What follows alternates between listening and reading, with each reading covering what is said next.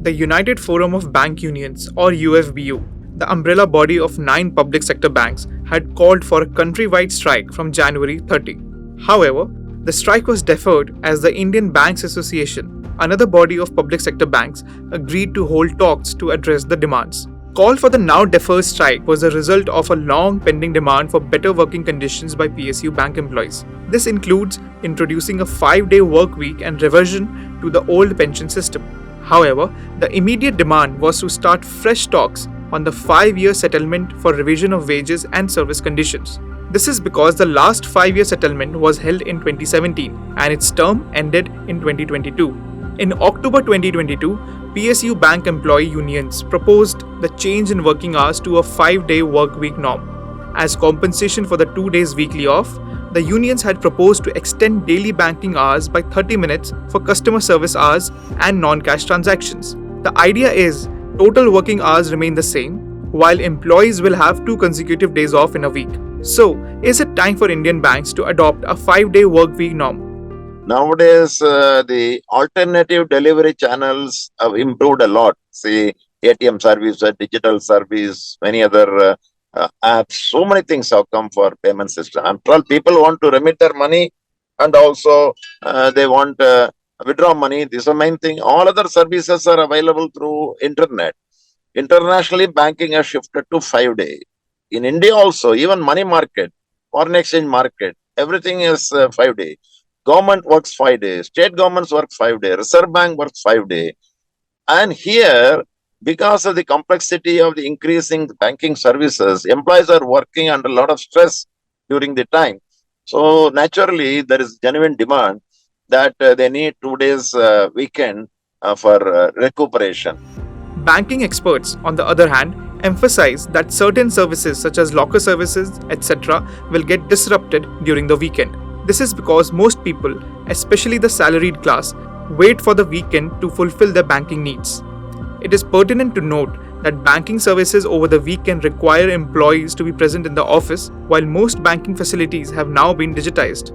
In public sector banking, so many banks had to be merged because the P&L and the balance sheets were so weakened, in fact. So in that backdrop, I can understand the demand for let's say salary hike, but such demands like 5-day week, those disrupt the services. Now during that time, it does become a little difficult, for people to cope up with their banking needs, including their lockers, including their savings, withdrawal of their savings, or any banking transaction that they would want to conduct.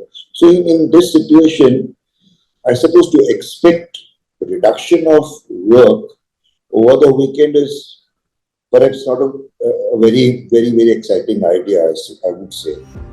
According to RBI's annual publication, Statistical Tables Relating to Banks in India for 2021 to 22, the share of employees in public sector banks has reduced. Among scheduled commercial banks, which include both private and public sector banks, the share of PSB employees is almost 50%. This means the demand put forth by the unions will affect half of all bank employees in the country. In a scenario of a strike, banking services in the country will be severely affected for the same reason. Another key demand of the unions is the reversion to old pension system. Union leaders say the current National Pension Scheme, or NPS, is not in tune with the increasing cost of living. The demand to scrap NPS is expected to benefit post-2010 employees and officers as they are not under the old pension scheme but the NPS. From 2010 in banks, the new pension scheme, which is linked to the market, that was introduced. Now in the last 10-15 years, it is our experience that is no good for the young people, in the sense that the returns on whatever we have saved during this service period in this new pension scheme to be invested, the return is subject to market risk and it is not stable. It is not linked to cost of living. And so we want a stable, maybe X, Y, Z. Amount is not the point.